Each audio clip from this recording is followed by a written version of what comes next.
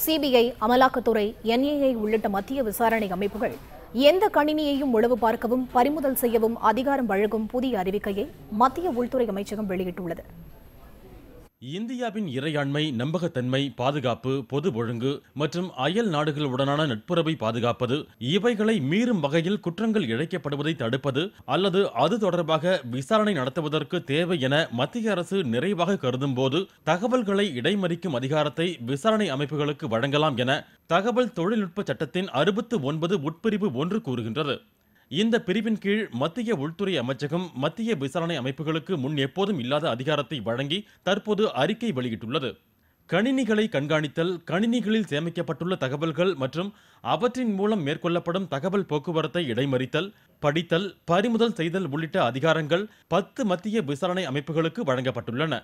CBI, அமலாக்கத்துறை, NIA, உளவு அமைப்பான ரா, ஐபி எனப்படும் உளவுத்துறை, மத்திய வருவாய் புலனாய்வு பிரிவு, மத்திய நேரடி வரிகள் வாரியம், போதைப்பொருள் தடுப்பு பிரிவு, டெல்லி காவல் ஆணையர், காஷ்மீர் மற்றும் வடகிழக்கு மாநிலங்களுக்கான சமிஞ்ஞை உளவு பிரிவு இயக்ககம் ஆகிய 10 விசாரணை அமைப்புகளுக்கு இந்த அதிகாரம் வழங்கப்பட்டுள்ளது. எந்த கணினியையும் கண்காணிக்கவும் இடைமறிக்கவும் விசாரணை அமைப்புகளுக்கு அதிகாரம் வழங்கும் இந்த உத்தரவில் உள்துறை செயலர் ராஜீவ் கௌபா கையெழுத்திட்டுள்ளார். இதன் மூலம் தகவல் போக்குவரத்து நடைபெறாத நிலையிலும் கணினியில் சேமிக்கப்பட்டுள்ள தரவுகளை உளவு பார்க்கும் அதிகாரம் முதன்முறையாக வழங்கப்பட்டுள்ளது. இதற்கு முன்னர் பரிமாறிக்கொள்ளப்படும் தகவல்களை மட்டும் இடைமறிக்கும் அதிகாரம் மட்டுமே இருந்தது. ஆனால் தற்போது கணினிகளில் உருவாக்கப்படும், புதுப்பிக்கப்படும், சேமிக்கப்படும் தரவுகள் அனைத்தையும் இடைமறிப்பதோடு பறிமுதல் செய்யும் அதிகாரமும் வழங்கப்பட்டுள்ளது என மூத்த அதிகாரி ஒருவர் தெரிவித்துள்ளார். அதாவது மின்னஞ்சல்கள், கணினி மூலம் மேற்கொள்ளப்படும் அழைப்புகள் மட்டுமன்றி கணினியில் உள்ள எந்த தகவலையும் இடைமறிக்க முடியும்.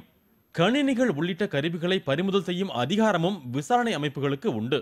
ஐபி எனப்படும் உளவுத்துறையை பொறுத்தவரை அவர்கள் நேரடியாக பறிமுதல் செய்ய அதிகாரம் இதுவரை இல்லை. மாநில காவல்துறையுடன் இணைந்துதான் இந்த வேலையை ஐபி செய்ய முடியும். ஆனால் மத்திய உள்துறை அமைச்சகத்தின் புதிய உத்தரவுக்கு பிறகு இந்த நிலை மாறியுள்ளது எனவும் மூத்த அதிகாரி ஒருவர் கூறியுள்ளார். இதற்கு முன்னர் விசாரணை அமைப்புகள் உள்துறை செயலரிடம் அனுமதி பெற்று தொலைபேசி உரையாடல்களை பதிவு செய்யலாம். தொலைபேசிகளை மட்டுமன்றி சமூக வலைதள பரிமாற்றங்களையும் இடைமறிக்கலாம் என 2011ஆம் ஆண்டில் இந்த உத்தரவு மேம்படுத்தப்பட்டது. தற்போது வெளியிடப்பட்டுள்ள அறிக்கை கணினி தகவல்கள் அனைத்தையும் இடைமறிப்பதற்கானதாகும். புதிய அறிக்கையின்படி கணினி உரிமையாளர் அல்லது அதன் பொறுப்பாளர், சேவை வழங்கும் நிறுவனம் அல்லது சந்தாதாரர் என யாராக இருந்தாலும் விசாரணை அமைப்புகளுக்கு தேவையான தொழில்நுட்ப உதவி உள்ளிட்ட அனைத்து உதவிகளையும் வழங்க வேண்டும். அப்படி வழங்க தவறினால் 7 ஆண்டுகள் வரை சிறை மற்றும் அபராதம் விதிக்க வழிவகை உண்டு. இன்றைய தேவைகளுக்கு ஏற்ப விசாரணை மற்றும் சட்ட அமலாக்க அமைப்புகளின் அதிகாரத்தை விரிவுபடுத்தும் வகையில் புதிய உத்தரவு பிறப்பிக்கப்பட்டிருப்பதாக உள்துறை அமைச்சக வட்டாரங்கள் தெரிவித்துள்ளன. அதே சமயம் இதற்கு கடும் எதிர்ப்புகளும் எழுந்துள்ளன. எந்த கணினியையும் உளவு பார்க்கலாம் என விசாரணை அமைப்புகளுக்கு அதிகாரம் வழங்குவது சுதந்திர சமூகத்தை சிதைக்கும் நிலைக்கே வழிவகுக்கும் என முன்னாள் மத்திய உள்துறை அமைச்சர் ப. சிதம்பரம் விமர்சித்துள்ளார்.